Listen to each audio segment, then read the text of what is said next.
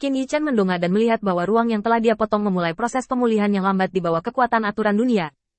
Sebelumnya, pisau ini cukup kuat di dunia ini. Tetapi itu bukan masalah besar untuk aturan seluruh dunia. Bahkan tidak ada celah kecil. Setelah pisau ini, aturan dunia mulai memperbaiki kekurangan mereka sendiri. Dan aturan dunia dipersatukan kembali sedikit demi sedikit. Dan proses perbaikannya tidak lembut. Sepertinya tidak ada cara untuk melanjutkan hari ini. Mengatakan itu, Qin Yichen terbang langsung ke langit. Saat dia berangkat, sebuah kekuatan bergegas dari dunia yang hancur. Targetnya adalah Qin Yichen. Sudut mulut Qin Yichen sedikit terangkat, dan dia tahu bahwa dalam pertempuran yang disaksikan oleh semua pihak ini, tidak mungkin hanya beberapa orang yang berpartisipasi. Apakah itu jalan buntu Huotu Xingyu, atau kota pemurnian Beiyun yang bermasalah? Dalam arti tertentu, mereka hanyalah bidak catur yang telah dikirim. Dan di bawah ruang yang dalam ini, ia bahkan lebih dipenjara di Mahkamah Agung Tuhan. Bahkan Floralin tidak dapat membantu membujuk Qin Yichen. Dapat dilihat bahwa air di dalamnya sangat dalam, dan tidak sesederhana kelihatannya. Permukaan. Dan kekuatan ini tepat. Itu hanya kebetulan menghancurkan tubuh senjata Qin Yichen. Sedangkan untuk hal lain, itu tidak penting lagi.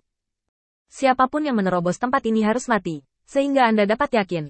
Mata Qin Yichen dipenuhi dengan sedikit sarkasme. Ini hanya hegemoni sederhana.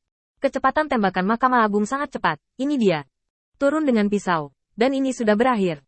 Setelah beberapa napas, seseorang keluar untuk mengganggu situasi. Melihat ke belakang, Qin Yichen bahkan tidak memiliki ide untuk menghadapinya pada saat latihan melanda. Senjata itu membatasi kekuatannya, dan lawan telah menangkap kekuatannya dengan sangat akurat. Bahkan jika itu adalah konfrontasi, diperkirakan tidak akan ada hasil yang baik. Cukup, pulang lebih awal untuk mandi dan tidur. Mengikuti pikiran Qin Yichen, tubuhnya menjadi lebih jujur, dan dia langsung mengendalikan senjata untuk melarikan diri. Tetapi ketika dia hendak melarikan diri di tengah jalan, Qin Yichen tiba-tiba sadar. Sial, ini bukan tubuhku. Ini Matt, senjata compang camping yang sudah tidak bisa dihancurkan. Paling-paling, aku berisiko ditangkap oleh kesadaran jiwa pihak lain. Namun, kesadaran tubuh telah jatuh, dan kesadaran yang tersimpan dalam tubuhnya sendiri juga bisa menjadi bagian baru dari dirinya. Ini sama sekali tidak berharga. Jangan berkelahi putih, jangan berkelahi. Qin Yichen segera berbalik. Dan potongan yang tak terhitung jumlahnya yang telah dipanggang menjadi merah muncul. Berubah menjadi perisai raksasa. Dan memblokir serangan menyelinap lawan. Saat perisai jatuh, Qin Yichen menggerakkan lehernya dengan fleksibel. Sepertinya aku harus menggunakan cara yang tersisa untuk senjata ini di awal. Tanggapan dari bersembunyi dalam kegelapan adalah 1 detik lebih lambat. Bukan karena dia menginginkan hasil seperti itu. Tetapi karena dia awalnya berpikir bahwa Qin Yichen pasti akan mati setelah gerakan ini.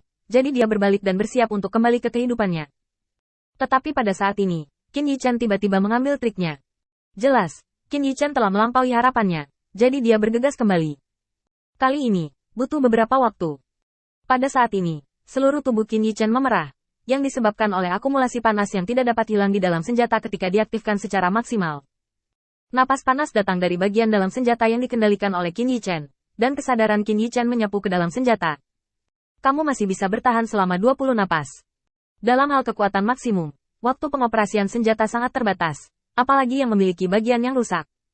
20 napas tidak lama, tetapi untuk lawan yang perlu mengaktifkan status senjata terkuat mereka, 20 napas terlalu panjang, cukup untuk menentukan hasilnya dalam waktu singkat. Matt belum pernah menghadapi situasi pertempuran seperti itu, dan dia tidak menyangka Qin Yichen akan menghadapinya sekarang. Setelah penyesuaian singkat, tangan Qin Yichen langsung dibentuk dengan pisau panjang merah puluhan meter. Pada bila panas, aturan dunia langsung dipadatkan. Potong dengan pisau. Pisau ini, Qin Yichen tidak pernah memegang tangannya, karena dia tahu bahwa lawan yang bersembunyi di kegelapan saat ini tidak akan pernah mudah. Tips untuk mengukir serangga. Tangan besar yang tak terlihat tiba-tiba muncul, dan hampir seketika memblokir pisau Qin Yichen. Bahkan aturan dunia semuanya terhalau dalam sekejap. Kekuatan kedua belah pihak tidak pada tingkat yang sama. Meskipun Qin Yichen memiliki senjata yang membatasi kekuatannya, tetapi dalam pertempuran seperti itu, bahkan jika Qin Yichen sendiri datang, paling-paling itu akan menjadi hasil yang seimbang. Pisau itu tidak membuahkan hasil, yang juga diharapkan oleh Qin Yichen. Kamu bisa menggunakan trik apapun yang kamu miliki. Setidaknya, kamu bisa mati dengan layak. Saat ruang terbuka, seseorang muncul di garis pandang Qin Yichen. Pakaiannya berkibar, dan dia tampak lemah. Tapi mata itu bersinar. Dari pakaian dan pakaiannya, Qin Yichen dapat yakin bahwa ini adalah orang dari Mahkamah Agung. Saat dia muncul, 9 ekor, yang sedang menonton drama di samping, sudah meremas ekornya dan melarikan diri. Itu bukan sesuatu yang bisa dia tangani. Dan Qin Yichen tidak melarikan diri, yang mengejutkan utusan itu. Kenapa? Kamu tidak akan lari? Kalau tidak, lakukan yang terbaik. Mungkin aku bisa mempertimbangkan untuk merekrutmu. Qin Yichen tersenyum. Tangkap pisau, tetapi itu tidak berarti kamu memenuhi syarat untuk berbicara kepadaku seperti itu. Pegang gagang pisau dan tarik napas dalam-dalam dengan Qin Yichen.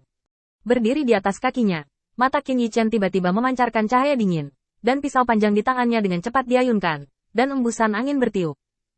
Bahkan lengan Qin Yichen berubah menjadi bayangan, dan suara bila menembus udara berlapis bersama. Di dunia yang panas ini, lapisan cahaya dingin membentuk tirai cahaya tipis. Lampu pisau yang tak terhitung jumlahnya berlapis bersama, dan pada saat mereka mencapai utusan ilahi, semua lampu pisau ditumpuk bersama, tanpa kesalahan sedikit pun. Mata utusan itu bingung. Matanya beralih dari cahaya pisau ke tubuh Qin Yichen, dan alisnya berkerut. Siapa kamu?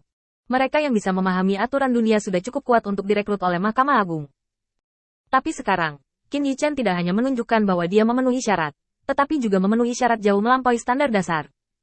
Setiap tebasan pisau membutuhkan kecepatan yang lebih cepat, sehingga cahaya pisau berikutnya menyusul cahaya pisau sebelumnya, sehingga ditumpuk bersama untuk meningkatkan kekuatan trik. Ini sudah merupakan keterampilan yang sangat sulit untuk dikuasai. Apalagi saat menghadapi musuh yang kuat, bukan saja dia tidak demam panggung, tapi dia dengan akurat menyelesaikan kontrolnya lagi dan lagi, yang hampir sempurna.